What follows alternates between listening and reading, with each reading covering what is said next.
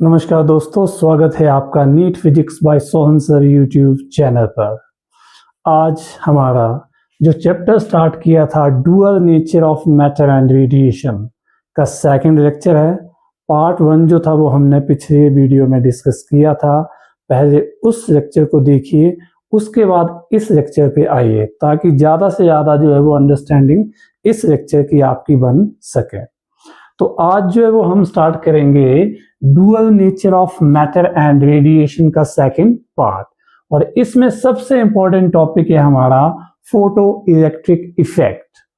Photo electric effect जो है, इसको समझने से पहले आपको दो चीजों का या दो टर्म्स का पता होना चाहिए, जिसमें सबसे पहले है आपकी फ्रीक्वेंसी।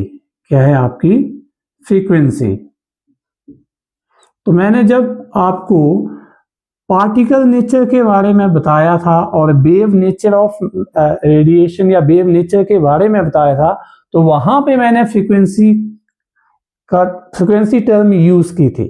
ठीक है, अब फ्रीक्वेंसी जो वो होती क्या है, जैसे सपोज करो वेव जो है वो इन the form of crust and trough चलती है।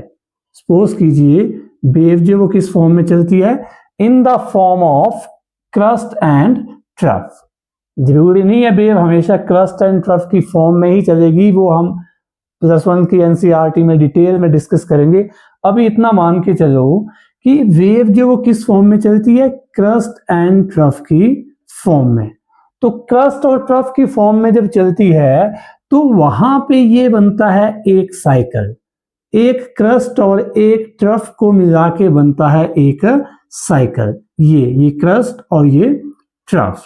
तो ये जो एक साइकिल बनता है, इसको आप एक ऑसिलेशन भी बोलते हो, वन ऑसिलेशन भी बोलते हो। ठीक है, अब वेव जब क्रस्ट और ट्रफ की फॉर्म में चलेगी तो एक सेकंड में कितनी ऑसिलेशन कंप्लीट करेगी या कितने साइकिल बनाएगी, वो होती है फ्रीक्वेंसी। उस टाइम मैंने आपके लिए एक वर्ड यूज किया था 50 हर्ट्ज फ्रीक्वेंसी। जब मैंने यूज किया था तो इट मींस अगर किसी वेव या लाइट की फ्रीक्वेंसी 50 हर्ट्ज है, इट मींस वो लाइट या वेव क्या कर रही है, 1 सेकंड में 50 साइकिल बना रही है। दैट इज वाई उसकी फ्रीक्वेंसी थी 50 हर्ट्ज। हर्ट्ज जो है वो क्या, HERTZ हर्ट्ज। ये जो हर्ट्ज है ये साइंटिस्ट का नाम है। ठीक है, और इसी के नाम पे आपने क्या देखा, ये कि फ्रीक्वेंसी के यूनिट जो है वो बनाए जाते हैं। ठीक है, तो फ्रीक्वेंसी के यूनिट है आपके हर्ट्ज। तो लग गया पता फ्रीक्वेंसी क्या होती है। पहले तो वेव जो है वो किस फॉर्म में चलती है, क्रस्ट एंड ट्रफ की फॉर्म में। क्रस्ट और ट्रफ जो है वो उससे बनता है एक साइकिल, और एक साइकिल जो है वो उसको आप वन ऑसिलेशन भी बोलते हो। ठीक है, तो number of cycles completed by a wave in 1 second, उसी को बोलते हैं आप फ्रीक्वेंसी ऑफ दैट वेव। आई समझे फ्रीक्वेंसी क्या होती है, और इसको किस में मापते हैं आप, हर्ट्ज में। किसी भी लाइट की फ्रीक्वेंसी 50 हर्ट्ज है, इट मीन वो लाइट या वेव जो है वो क्या कर रही है, 50 साइकिल बना रही है 1 सेकेंड में। तो फ्रीक्वेंसी क्लियर हो गया? ठीक है, are you getting my point? तो ये है फ्रीक्वेंसी। अच्छा, फ्रीक्वेंसी के साथ मैं एक टाइम पीरियड भी बता देता हूं। टाइम पीरियड, तो ये टर्म भी मैंने पिछले लेक्चर में यूज की थी, टाइम पीरियड। ठीक है, अब देखो टाइम पीरियड जो होता है वो फ्रीक्वेंसी को म्यू से, इस सिंबल से डिनोट करते हैं। ठीक है, और टाइम पीरियड को तो आप टी से ही डिनोट करोगे, ये। अब देखो एक साइकिल जो है, ठीक है, time taken by wave to complete 1 cycle. एक साइकिल या एक ऑसिलेशन को कंप्लीट करने में जो टाइम लिया उसको बोलते हो आप टाइम पीरियड। ठीक है, समझ आई? फ्रीक्वेंसी एंड टाइम पीरियड में कंफ्यूज नहीं होना है। फ्रीक्वेंसी बोलती है कि एक सेकंड में कितने साइकिल बन रहे हैं, दैट इज फ्रीक्वेंसी। और टाइम पीरियड एक साइकिल को बनाने में कितना टाइम लिया, एक साइकिल को बनाने में कितना टाइम लिया। Time taken by a wave to complete one cycle, एक साइकिल को बनाने के लिए कितना टाइम लिया, that is time period. And एक सेकंड में कितने साइकिल कंप्लीट किए, दैट इज फ्रीक्वेंसी। ठीक है, अब देखो ये दोनों एक दूसरे के रेसिप्रोकल नहीं है, तो तभी भी आप देखोगे कि फ्रीक्वेंसी जो होता है that is the reciprocal of time period, या time is the reciprocal of frequency. ठीक है, आई समझ बात की नहीं? ठीक है, ये तो अब तीसरी टर्म जो स्टार्टिंग में बतानी थी मैंने, वेवलेंथ। क्या? वेवलेंथ। अब वेवलेंथ क्या होती है?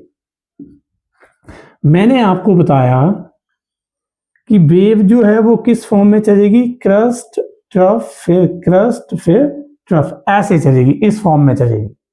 ठीक है, तो ये दो सक्सेसिव क्रस्ट है, दो लगातार क्रस्ट या दो सक्सेसिव ट्रफ, दो लगातार ट्रफ, इनके बीच में जो डिस्टेंस होती है इसको बोलते हो आप वेवलेंथ।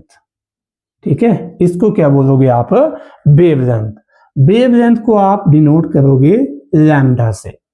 ठीक है, और इसके यूनिट है मीटर, इसमें मापोगे वेवलेंथ को आप मीटर में। फ्रीक्वेंसी के unit hertz, time period, time को तो आप सेकंड में ही मापते हो। ठीक है, तो टाइम पीरियड के यूनिट क्या रहेंगे? सेकंड।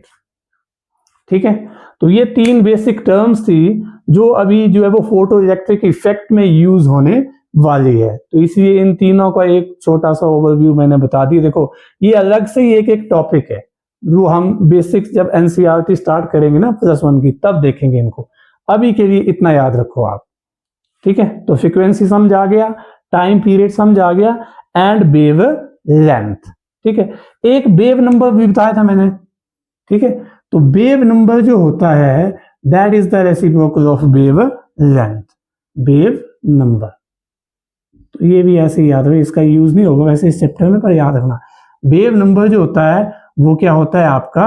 Reciprocal of wavelength. ये ठीक है, आगे समझो बच्चों। ठीक है, ये तो ये है आपके पास फोटो इलेक्ट्रिक इफेक्ट को समझने से पहले के कीवर्ड्स भी समझ सकते हैं या बेसिक टर्मिनोलॉजी। ठीक है, देखिए दोस्तों, करना क्या है आपने कि जब मैं इस लेक्चर को बना रहा हूं ना, आपने इस लेक्चर को पहले ध्यान से समझना है, उसके बाद जाके आपने एनसीईआरटी से पढ़ना है इसको। ठीक है, एनसीईआरटी मस्ट है, वो तो आपको पढ़नी ही पड़ेगी। कोई भी लेक्चर जो है वो आपके सेल्फ स्टडी को सब्स्टिट्यूट नहीं कर सकता। मेरे लेक्चर नहीं, किसी के भी लेक्चर जो है वो एनसीईआरटी की जो आपकी सेल्फ स्टडी है ना उसको रिप्लेस नहीं कर सकता, उसको सप्लीमेंट कर सकते हैं। ये नहीं कि ये लेक्चर्स पढ़ लिए तो एनसीईआरटी पढ़ने की जरूरत ही नहीं है, या नोट्स पढ़ लिए कहीं से भी और एनसीईआरटी पढ़ने की जरूरत नहीं है, ऐसा नहीं है। पहले आप लेक्चर को समझोगे, उसके बाद एनसीईआरटी में जाके उस चैप्टर को स्टडी करोगे तो सभी कंसेप्ट आपके जो है वो समझ आ जाएंगे। अगर अपने आप में पहले जाके एनसीईआरटी पढ़ते हो आप तो उतनी समझ नहीं आएगी। तो इसलिए ये जो लेक्चर्स होते हैं ये आपकी स्टडी को सप्लीमेंट करते हैं। ठीक है, ना कि यही इनफ है। हाँ, ये अच्छे से होगा तो एनसीईआरटी आपकी ऑटोमेटिकली बहुत अच्छे से हो जाएगी। ठीक है, तो अब आते हम किस पे? फोटो इलेक्ट्रिक इफेक्ट पे। देखो पिछले लेक्चर्स में मैंने बताया था कि जो आपकी लाइट है उसका डुअल नेचर है। डुअल नेचर का मतलब उसका पार्टिकल नेचर भी है और उसका वेव नेचर भी है। ठीक है, ये बताया था। फिर मैंने दो फिनोमेना ऐसे बताए थे जो लाइट के पार्टिकल नेचर से एक्सप्लेन होते हैं। तो उसमें एक था फोटो इलेक्ट्रिक इफेक्ट, याद रखना है, फोटो इलेक्ट्रिक इफेक्ट। एक है आपका कॉम्पटन इफेक्ट, वो भी बताया था, और तीसरा नहीं बताया था उस टाइम, वो है ब्लैक बॉडी रेडिएशन। तो ये तीन फिनोमेना आपने याद रखने हैं जो लाइट के पार्टिकल नेचर को बताते हैं। पहला है आपका फोटो इलेक्ट्रिक इफेक्ट, दूसरा है आपका कॉम्पटन इफेक्ट, और तीसरा है आपका ब्लैक बॉडी रेडिएशन। ये तीनों फिनोमेना जो है वो लाइट के पार्टिकल नेचर को बताते हैं।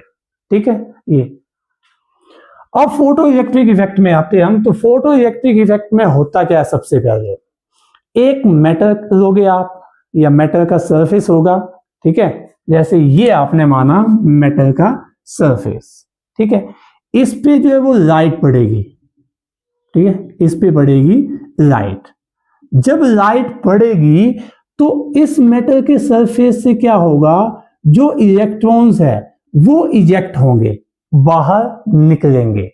यही है फोटो इलेक्ट्रिक इफेक्ट। समझाई बात? मेटल के सरफेस पर जब सूटेबल फ्रीक्वेंसी की लाइट इंसिडेंट होगी, सूटेबल फ्रीक्वेंसी की लाइट जब मेटल के सरफेस पे पड़ेगी तो मेटल के सरफेस से इलेक्ट्रॉन इजेक्ट होंगे। इजेक्ट का मतलब बाहर निकलना। इसी को बोलते हैं आप फोटो इलेक्ट्रिक इफेक्ट। आई समझ बात? फोटो इलेक्ट्रिक इफेक्ट क्या है? मेटल का सरफेस है, उस पे लाइट पड़ेगी, ठीक है। अब लाइट पड़ेगी तो उसकी कुछ ना कुछ फ्रीक्वेंसी होगी, जो मैंने अभी बताया था, ठीक है, तभी फ्रीक्वेंसी मैंने बेसिक्स में बता दिया आपको। फ्रीक्वेंसी जो होगी वो ये नहीं कि किसी भी फ्रीक्वेंसी की लाइट जो है वो मेटल के सरफेस से इलेक्ट्रॉन को इजेक्ट करेगी। तो मैंने यहां पे वर्ड यूज किया है सूटेबल फ्रीक्वेंसी, ठीक है। एक फ्रीक्वेंसी होगी, उसी एक सूटेबल फ्रीक्वेंसी की लाइट जब पड़ेगी मेटल के सरफेस पे तो ही मेटल के सरफेस से इलेक्ट्रॉन इजेक्ट होंगे। मींस इलेक्ट्रॉन सरफेस से, मेटल के सरफेस से बाहर निकलेंगे। इसी को बोलते हैं आप फोटो इलेक्ट्रिक इफेक्ट, ठीक है। आगे समझ फोटो इलेक्ट्रिक इफेक्ट क्या है। मेटल के सरफेस पर जब सूटेबल फ्रीक्वेंसी की लाइट इंसिडेंट होती है तो मेटल के सरफेस से इलेक्ट्रॉन इजेक्ट होते हैं, ठीक है। इसी को बोलते हैं आप फोटो इलेक्ट्रिक इफेक्ट। अब देखो इस फिनोमेना में जो इलेक्ट्रॉन इजेक्ट हुए, मैं थोड़ा सा सेटअप बना देता हूं। ये आपकी कैथोड होगी, ये आपकी एनोड होगी। कैथोड जो होगी वो मेटल की होगी, ठीक है, और इसका सेटअप होगा, इसको आप जो है वो कनेक्ट करोगे, पोटेंशियल दोगे, ठीक है। एनोड जो है, एनोड पे पॉजिटिव चार्ज होगा, कैथोड पे नेगेटिव होगा, ठीक है। समझाई बात कि नहीं? ठीक है। ये बाकी इसको ऐसे सेटअप दे दो, नेगेटिव पॉजिटिव, यहां से पोटेंशियल दिया, और इस सेटअप को आपने क्या करना है, एक ग्लास ट्यूब में रखना है। अब ये जो कैथोड है, देखो ये जो कैथोड है ये मेटल की प्लेट है, ठीक है। जब इस पे क्या होगा, सूटेबल फ्रीक्वेंसी की लाइट पड़ेगी तो क्या होगा, यहां से इलेक्ट्रॉन बाहर निकलेंगे, और जब यहां से इलेक्ट्रॉन बाहर निकलेंगे तो यहां पे एनोड पे क्या है, पॉजिटिव चार्ज, तो ये इलेक्ट्रॉन कहां जाएंगे, पॉजिटिव की साइड जाएंगे, ठीक है। समझा रही बात क्या बोल रहा हूं मैं? ठीक है। ये तो ये इलेक्ट्रॉन कैथोड से निकले और एनोड की तरफ जा रहे हैं। अब इलेक्ट्रॉन क्या है, इलेक्ट्रिक चार्ज है। इलेक्ट्रॉन जब भी फ्लो करते हैं एक पार्टिकुलर डायरेक्शन में तो क्या प्रोड्यूस होता है, इलेक्ट्रिक करंट, ठीक है। तो जब याद रखना, जब भी चार्ज, इलेक्ट्रिक चार्ज फ्लो करता है एक ही दिशा में, एक ही पार्टिकुलर डायरेक्शन में, तो क्या प्रोड्यूस होता है, करंट प्रोड्यूस होता है। मींस करंट फ्लो होता है। तो यहां भी करंट फ्लो होगा कि नहीं होगा? देखो लाइट पड़ी मेटल पे, मेटल से इलेक्ट्रॉन बाहर निकले, लेकिन यहां पे एनोड की तरफ चल रही है, तो इलेक्ट्रॉन फ्लो तो कर रहे हैं यहां पे कैथोड से एनोड की तरफ। इलेक्ट्रॉन्स क्या है, नेगेटिवली चार्ज पार्टिकल। इलेक्ट्रॉन के फ्लो करने का मतलब इलेक्ट्रिक चार्ज फ्लो कर रहा है, और जब भी इलेक्ट्रिक चार्ज एक ही दिशा में, पार्टिकुलर डायरेक्शन में फ्लो करता है तो इलेक्ट्रिक करंट प्रोड्यूस होता है या इलेक्ट्रिक करंट फ्लो करता है। तो देखिए अब यहां से यहां इलेक्ट्रॉन जाए, सॉरी इलेक्ट्रिक करंट जाएगा कि नहीं जाएगा, ठीक है। अब इसी करंट को बोला आपने photo electric current, photo electric current. तो ये टर्मिनोलॉजी याद रखनी है। फोटो इलेक्ट्रिक करंट क्या है, फोटो इलेक्ट्रिक इफेक्ट में जो करंट फ्लो हो रहा है that is photo electric current. अब देखो ये जो इलेक्ट्रॉन्स फ्लो कर रहे थे ये किस इफेक्ट में फ्लो कर रहे हैं? फोटो इलेक्ट्रिक इफेक्ट में। तो इसलिए इन इलेक्ट्रॉन्स को नाम दिया आपने फोटो इलेक्ट्रॉन्स। फोटो इलेक्ट्रॉन्स आई समझ बात? फोटो इलेक्ट्रॉन्स क्यों नाम दिया इनको? और करंट जो फ्लो हो रहा है उसको फोटो इलेक्ट्रिक करंट क्यों नाम दिया? आई समझ बात की नहीं? ठीक है, ये है आपके पास फोटो इलेक्ट्रिक इफेक्ट। लेकिन अब यहां पे मैं एक बार वर्ड यूज कर रहा हूं, सूटेबल फ्रीक्वेंसी। सूटेबल फ्रीक्वेंसी ये क्या चीज है? अब समझो ध्यान से। सबसे इंपॉर्टेंट चीज ये है कि कोई भी लाइट या किसी भी फ्रीक्वेंसी की लाइट जो है वो फोटो इलेक्ट्रिक इफेक्ट नहीं दिखाएगी। समझाई बात? उसके लिए सूटेबल फ्रीक्वेंसी होनी चाहिए। अब ये सूटेबल फ्रीक्वेंसी का कंसेप्ट क्या है, इसको समझते हैं। देखिए, ये जो फोटो इलेक्ट्रिक इफेक्ट है ना, ठीक है, इसमें जो फोटो इलेक्ट्रिक करंट प्रोड्यूस होगा वो कितने फैक्टर्स पे डिपेंड करता है? तो सबसे पहला फैक्टर फ्रीक्वेंसी ही है। सबसे पहला फैक्टर क्या है? Frequency of incident light. जो लाइट मेटल के सरफेस पे पड़ रही है उसकी फ्रीक्वेंसी पे डिपेंड करेगा फोटो इलेक्ट्रिक इफेक्ट। दूसरा जो है वो है आपका nature of metal and its surface.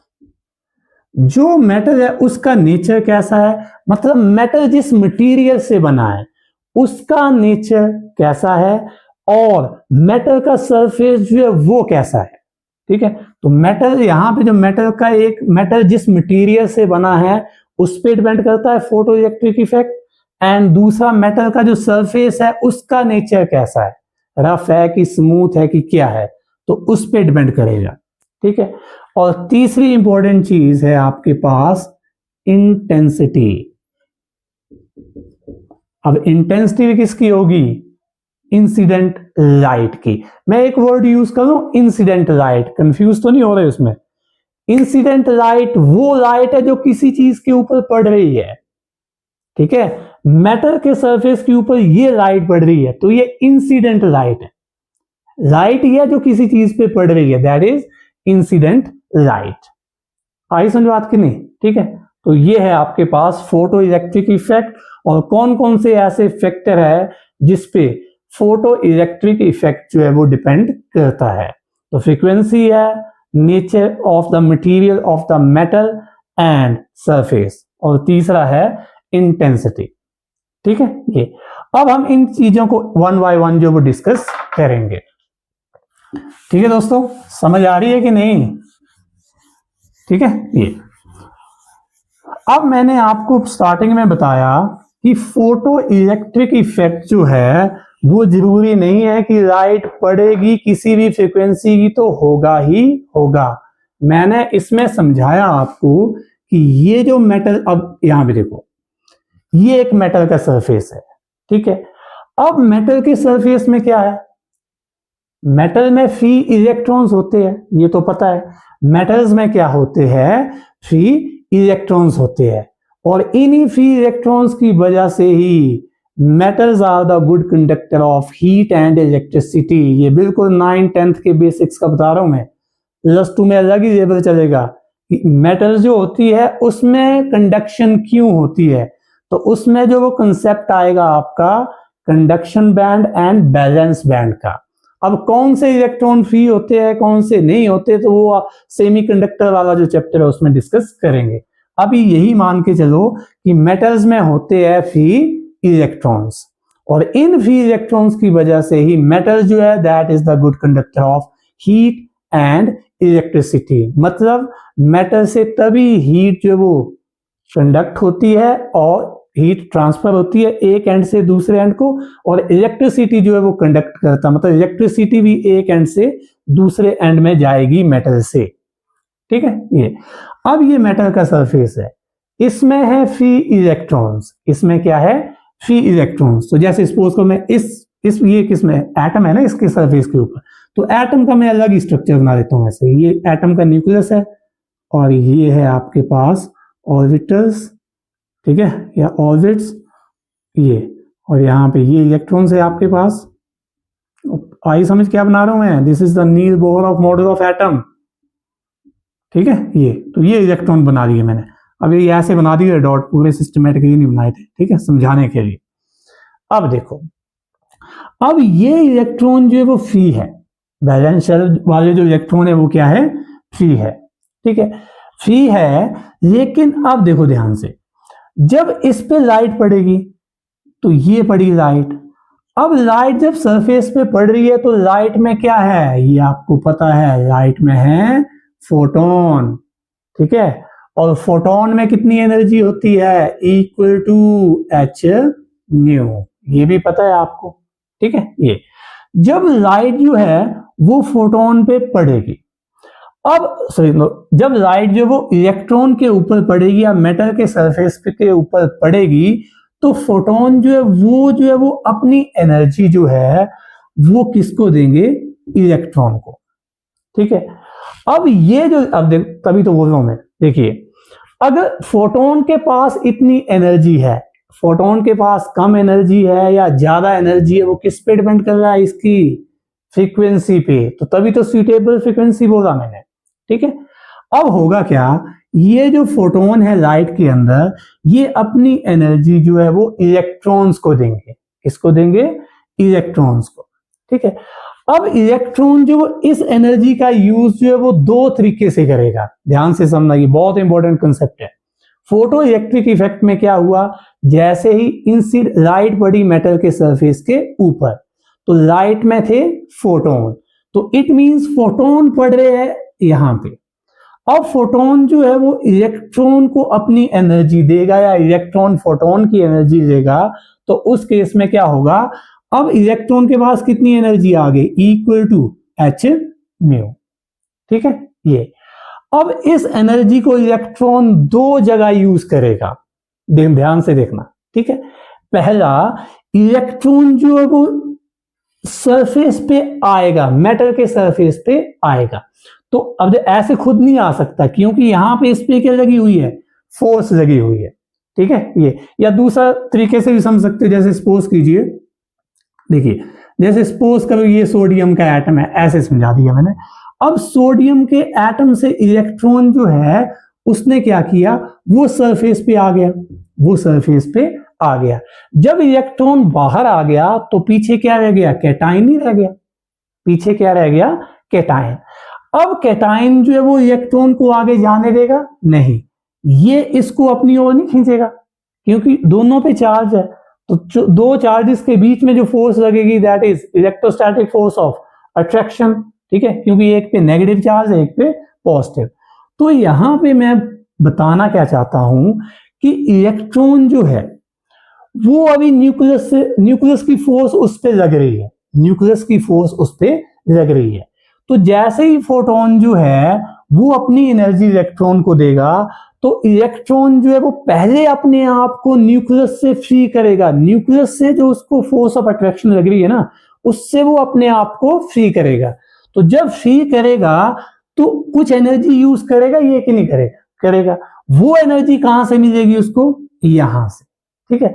तो इस एनर्जी का कुछ भाग इलेक्ट्रॉन ने यूज किया है अपने आप को न्यूक्लियस की फोर्स से फ्री करने के लिए। इसी एनर्जी को बोलते हैं आप वर्क फंक्शन। क्या बोलते हैं आप इसको, वर्क फंक्शन। तो लगा था वर्क फंक्शन क्या चीज है। जब फोटोन से इलेक्ट्रॉन एनर्जी लेगा तो क्या होने वाला है, वो उस एनर्जी का कुछ भाग जो है वो कहां पे यूज करेगा, अपने आप को न्यूक्लियस की जो फोर्स ऑफ अट्रैक्शन लग रही है ना उससे अपने आप को फ्री करने के लिए।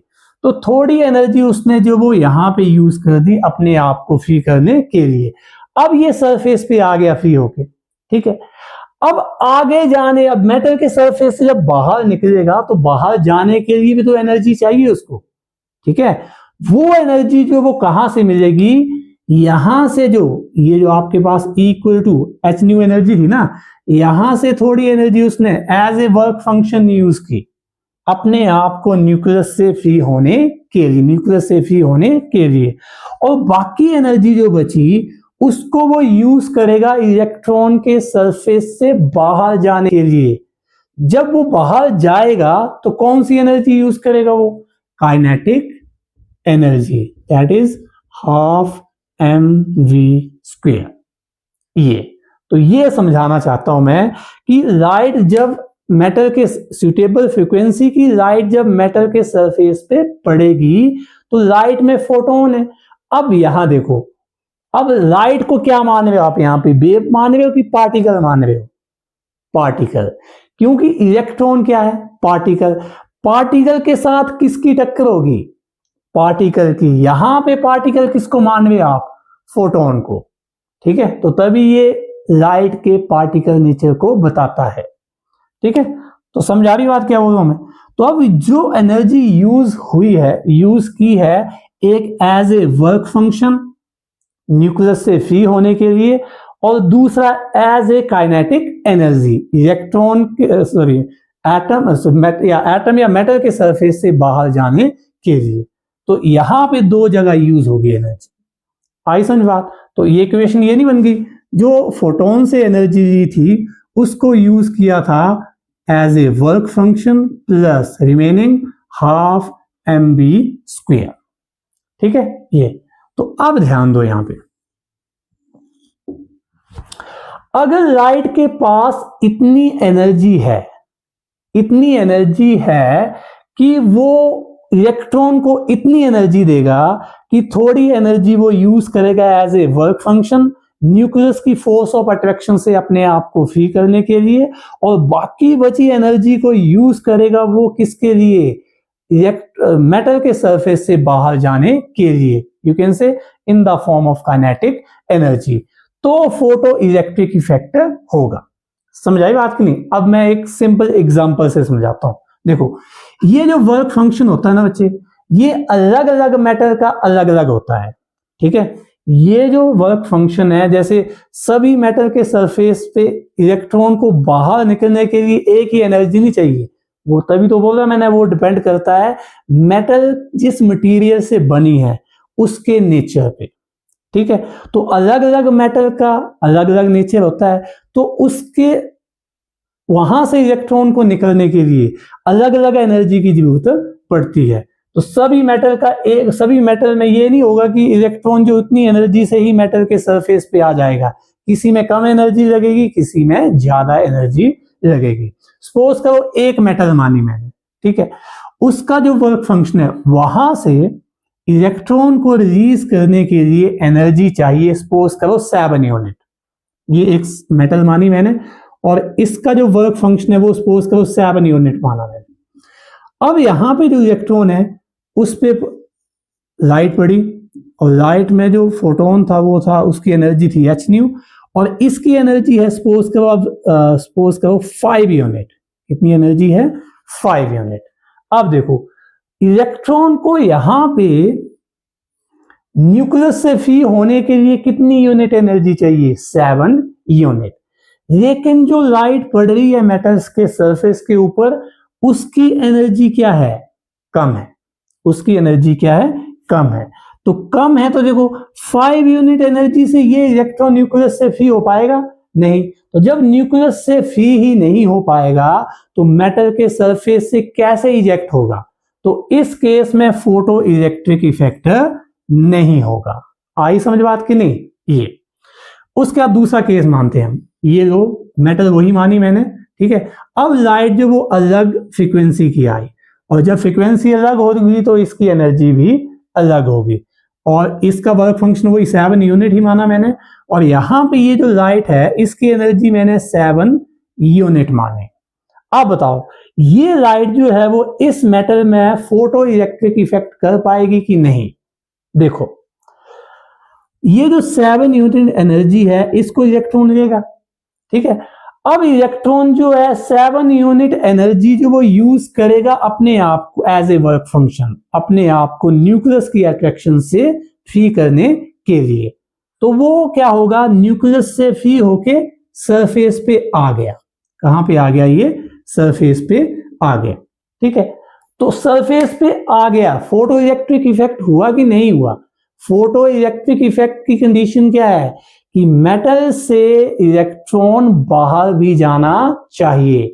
तो इसके पास इतनी एनर्जी तो है कि वो न्यूक्लियस से अपने आप को फ्री करके सरफेस पे आ जाएगा, लेकिन इतनी एनर्जी अब बाकी एनर्जी उसके पास नहीं बची कि उसका यूज करके वो क्या करेगा, as a kinetic energy use करके मेटल के सरफेस से इजेक्ट होगा। तो इस केस में भी क्या होगा, फोटो इलेक्ट्रिक इफेक्ट नहीं होगा। आई समझ बात की नहीं? ठीक है, ये ठीक है बच्चों। अब तीसरा केस मानते हैं हम, ठीक है। मेटल वही ली मैंने और इसका वर्क फंक्शन अगेन वो सपोज करो 7 यूनिट ही है, ठीक है। अब ये जो लाइट आई ये अलग फ्रीक्वेंसी की लाइट है और इसकी जो एनर्जी सपोज करो वो है आपके पास 12 यूनिट, वो है आपके पास 12 यूनिट। अब ये लाइट जो है वो फोटो इलेक्ट्रिक इफेक्ट करेगी इस मेटल के लिए कि नहीं? यस करेगी। क्यों?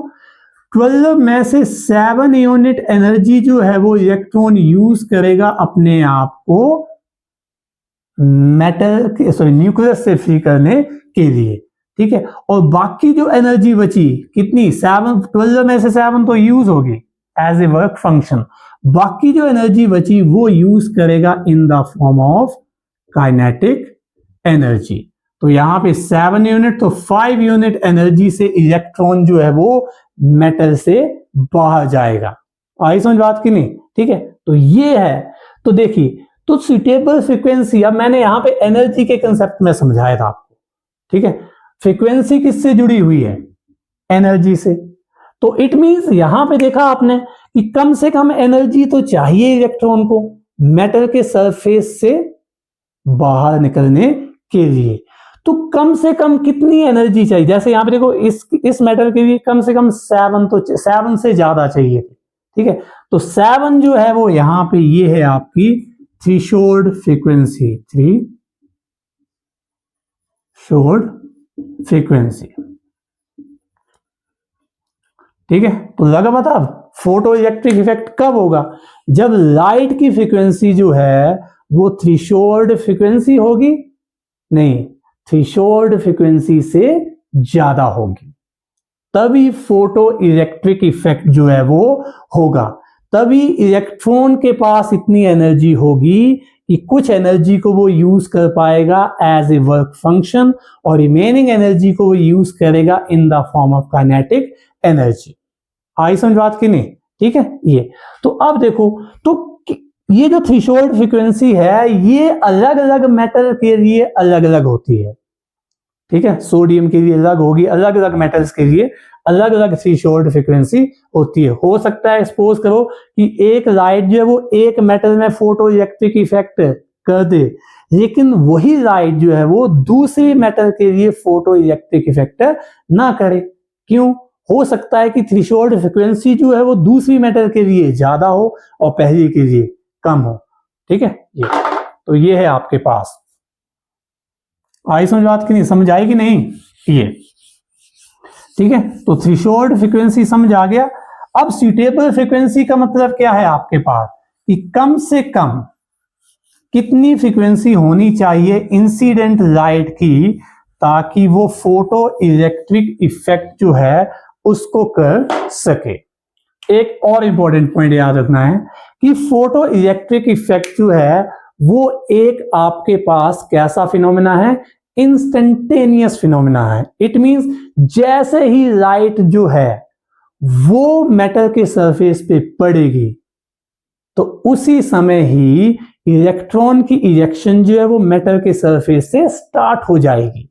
ये नहीं कि मेटल पड़ी इतना टाइम लग गया, 10⁻⁻⁻ सेकंड, कितना कम टाइम है लगभग, इतने टाइम पे ही जो है वो फोटो इलेक्ट्रिक इफेक्ट जो है वो स्टार्ट हो जाएगा। तो फोटो इलेक्ट्रिक इफेक्ट जो है वो कैसा फिनोमेना है? इंस्टेंटेनियस फिनोमेना है, ठीक है। जिस समय लाइट पड़ेगी सूटेबल फ्रीक्वेंसी की उसी टाइम जो है वो फोटो इलेक्ट्रिक इफेक्ट जो है वो स्टार्ट हो जाएगा और फोटो इलेक्ट्रिक करंट फ्लो होना स्टार्ट हो जाएगा, ठीक है। अब इसको देखते हैं हम। तो देखो, ये एनर्जी जो थी वो किसके पास थी? फोटोन की एनर्जी थी। अब इस एनर्जी को इलेक्ट्रॉन ने यूज किया कहां पे,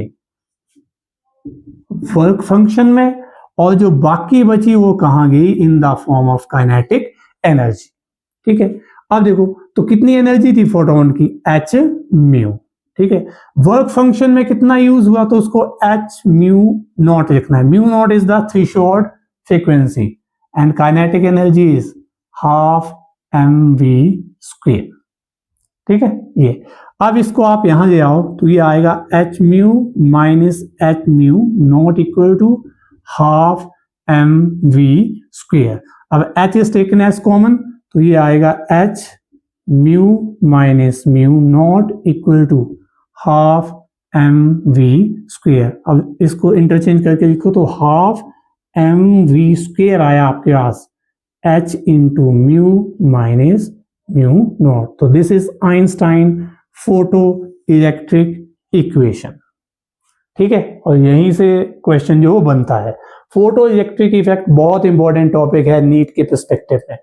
ठीक है, अब यहां देखो मैं क्या बोल रहा था, अगर म्यू कौन सी फ्रीक्वेंसी है, लाइट की फ्रीक्वेंसी है, और म्यू नॉट कम से कम वो फ्रीक्वेंसी जिससे ज्यादा चाहिए, तो अगर फर्स्ट केस आप मान के चलो कि म्यू नॉट जो है वो ज्यादा है म्यू से, मतलब जो फ्रीक्वेंसी पड़ रही है ना लाइट की वो थ्रेशोल्ड फ्रीक्वेंसी से भी कम है, तो उस केस में देखो जब ये चीज आपकी क्या होगी, कम होगी, ये आपकी ज्यादा होगी, तो काइनेटिक एनर्जी नेगेटिव में जाएगी। It means photo electric effect नहीं होगा। ठीक है, तो उस केस में क्या होगा, नो फोटो इलेक्ट्रिक इफेक्ट। ठीक है, दूसरा केस मानो यहां से, अगर थ्रेशोल्ड फ्रीक्वेंसी जो है that is equal to the, या frequency is equal to threshold frequency, तो इस केस में देखो म्यू और म्यू नॉट आपस में इक्वल है, तो जब दो आप इक्वल चीजें आपस में माइनस होगी तो ये चीज क्या बन जाएगी, जीरो। तो काइनेटिक एनर्जी कितनी आएगी, जीरो। मींस इस केस में इलेक्ट्रॉन जो है वो न्यूक्लियस से फ्री होके सरफेस पे तो आ गया, लेकिन सरफेस से बाहर जाने के लिए उसके पास काइनेटिक एनर्जी कितनी बची, जीरो। तो इस केस में भी क्या होगा, नो फोटो इलेक्ट्रिक इफेक्ट। आई समझ बात कि नहीं। ठीक है, ये। और तीसरा केस, जब लाइट की फ्रीक्वेंसी जो होगी वो ज्यादा होगी थ्रेशोल्ड फ्रीक्वेंसी से, तो उस केस में क्या होगा, ये चीज पॉजिटिव आएगी, इट मींस काइनेटिक एनर्जी कुछ ना कुछ होगी, तो उस केस में क्या होगा, यस, फोटो इलेक्ट्रिक इफेक्ट होगा। ठीक है, तो ये तीन केसेस आप यहां से बना सकते हो। थ्रेशोल्ड फ्रीक्वेंसी किस पे डिपेंड करती है, जो लाइट आ रही उस पर डिपेंड नहीं करती, लाइट किस मेटल पे पड़ रही है या किस मेटल के सरफेस पे पड़ रही है उसके मटेरियल के नेचर पे डिपेंड करती है थ्रेशोल्ड फ्रीक्वेंसी। और अलग अलग मेटल की अलग अलग थ्रेशोल्ड फ्रीक्वेंसी होती है। और फोटो इलेक्ट्रिक इफेक्ट तब तक नहीं होगा जब तक जो इंसिडेंट लाइट है उसकी फ्रीक्वेंसी थ्रेशोल्ड फ्रीक्वेंसी से ज्यादा ना हो। ज्यादा होगी, इक्वल होगी, तब भी फोटो इलेक्ट्रिक इफेक्ट नहीं होता है। फोटो इलेक्ट्रिक इफेक्ट तभी होगा जब इंसिडेंट लाइट की फ्रीक्वेंसी मेटल की जो थ्रेशोल्ड फ्रीक्वेंसी है उससे ज्यादा होगी, तो ही फोटो इलेक्ट्रिक इफेक्ट जो है वो होगा। अदरवाइज अगर कम है तब तो होगा ही नहीं, इक्वल है, थ्रेशोल्ड फ्रीक्वेंसी के इक्वल है, तब भी फोटो इलेक्ट्रिक इफेक्ट नहीं होगा।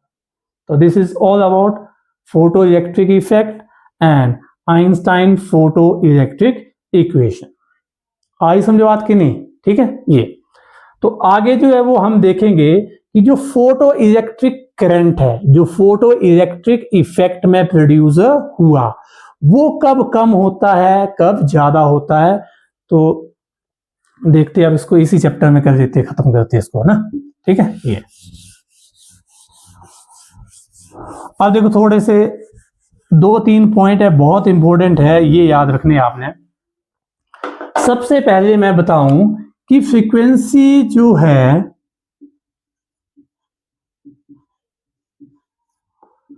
उसका क्या इफेक्ट पड़ता है फोटो इलेक्ट्रिक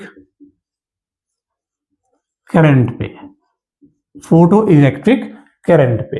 ठीक है, देखो अगर इंसिडेंट लाइट की फ्रीक्वेंसी जो है वो ज्यादा है, इंसिडेंट लाइट की फ्रीक्वेंसी जो है वो क्या है, ज्यादा है। ठीक है, तो उस केस में क्या होगा, इलेक्ट्रॉन जो है उसकी काइनेटिक एनर्जी बढ़ जाएगी। अभी पीछे पढ़ के आए हम कि काइनेटिक एनर्जी जो होती है फोटो इलेक्ट्रॉन्स की, वो फ्रीक्वेंसी के क्या होती है, डायरेक्टली प्रोपोर्शनल।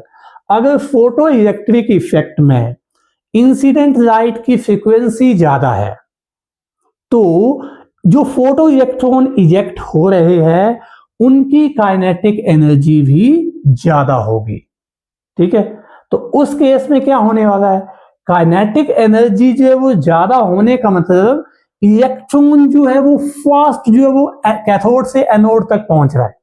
मतलब चार्ज जो है पहुंचेगा उतना ही लेकिन जल्दी पहुंच रहा है। तो चार्ज जल्दी पहुंचे या स्लो पहुंचे, इससे फोटो इलेक्ट्रिक करंट का कोई भी लेना देना नहीं है। तो फोटो इलेक्ट्रिक करंट जो है वो फ्रीक्वेंसी के बढ़ने से नहीं बढ़ता। ठीक है, जितना है उतना ही रहता है। लेकिन ये नहीं कि फ्रीक्वेंसी अगर थ्रेशोल्ड फ्रीक्वेंसी से कम हुई तो फोटो इलेक्ट्रिक करंट होगा, तब तो ऑटोमेटिकली फोटो इलेक्ट्रिक करंट जो है वो होगा, फोटो इलेक्ट्रिक इफेक्ट ही नहीं होगा, तो फोटो इलेक्ट्रिक करंट तो जीरो ही आएगा उस केस में। तो फ्रीक्वेंसी जो ऑफ इंसिडेंट लाइट जो है उसका कनेक्शन किससे है, फोटो इलेक्ट्रॉन्स की काइनेटिक एनर्जी से, फोटो इलेक्ट्रॉन्स की काइनेटिक एनर्जी से।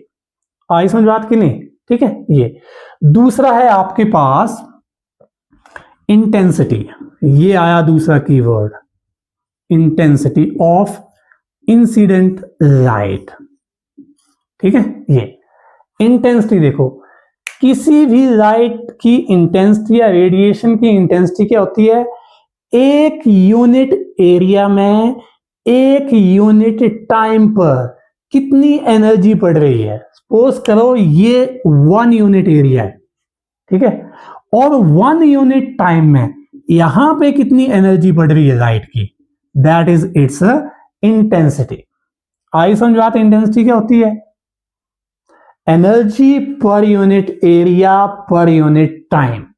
एक यूनिट एरिया में एक सेकंड में कितनी एनर्जी पड़ रही है, that is the intensity of a light. आई समझ बात कि नहीं। तो ये दूसरा कंसेप्ट है इंटेंसिटी। तो अब देखो इंटेंसिटी जो है, आई इसका फॉर्मूला होता है आपके पास, यू कैन से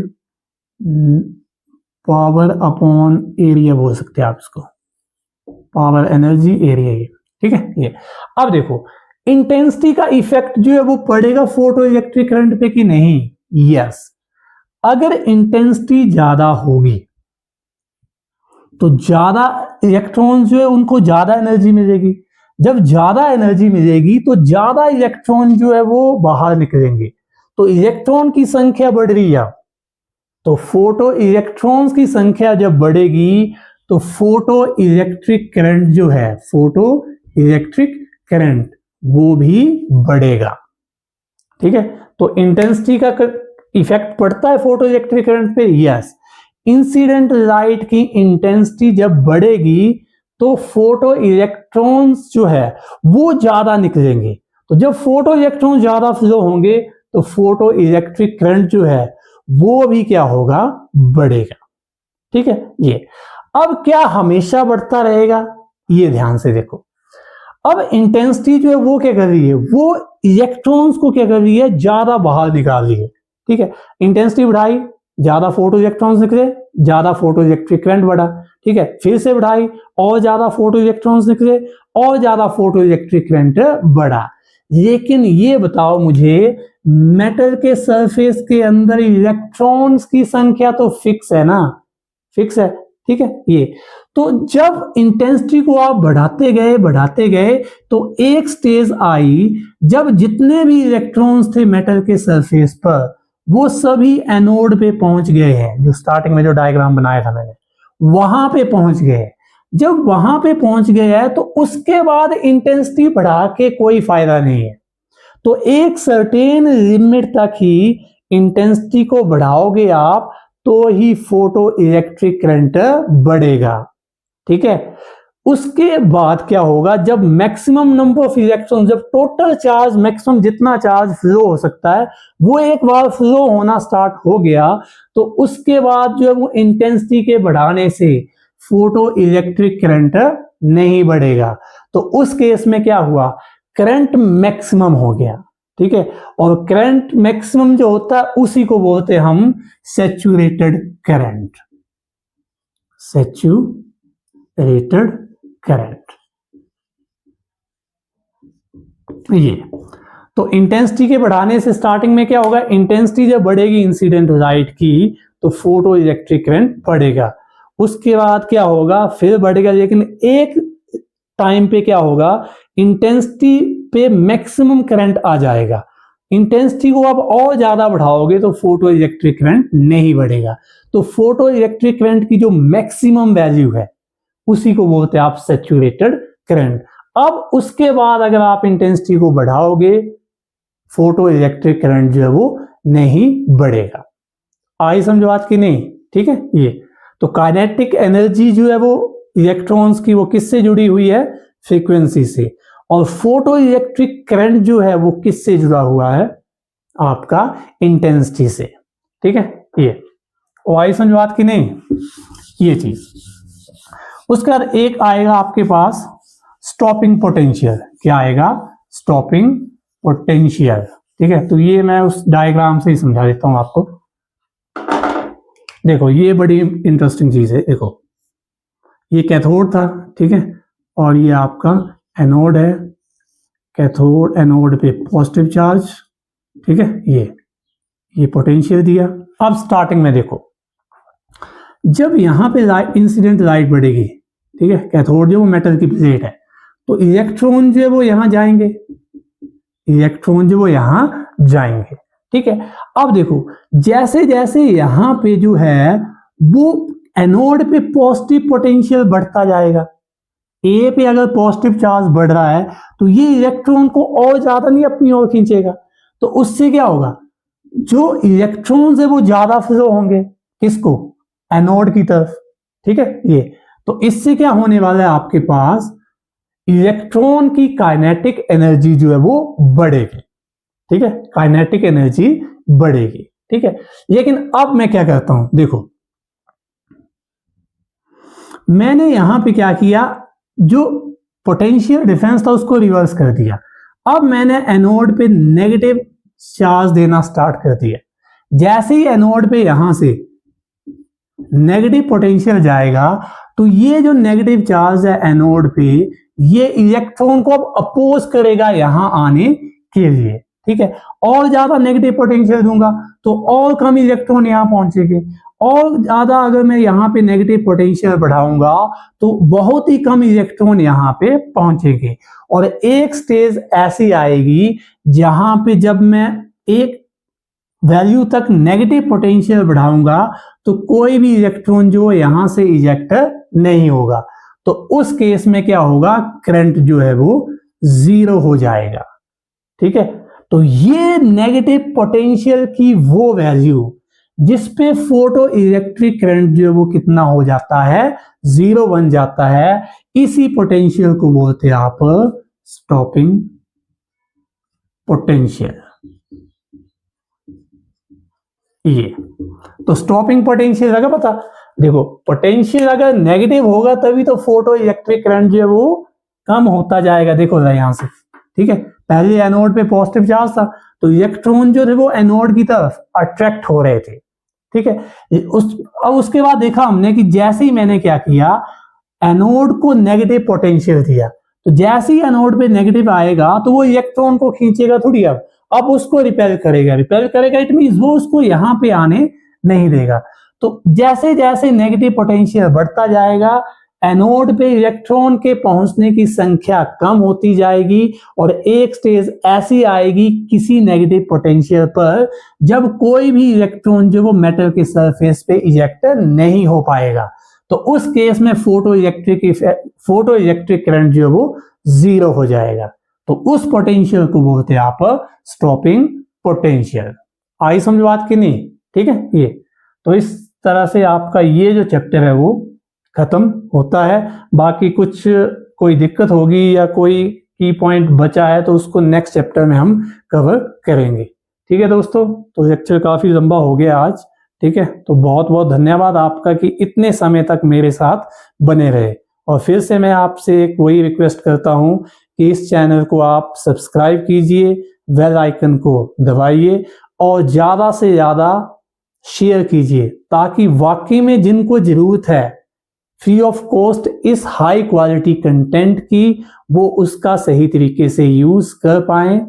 ठीक है, ओके, तो थैंक यू, बहुत बहुत धन्यवाद एंड जय हिंद। मिलते हैं नेक्स्ट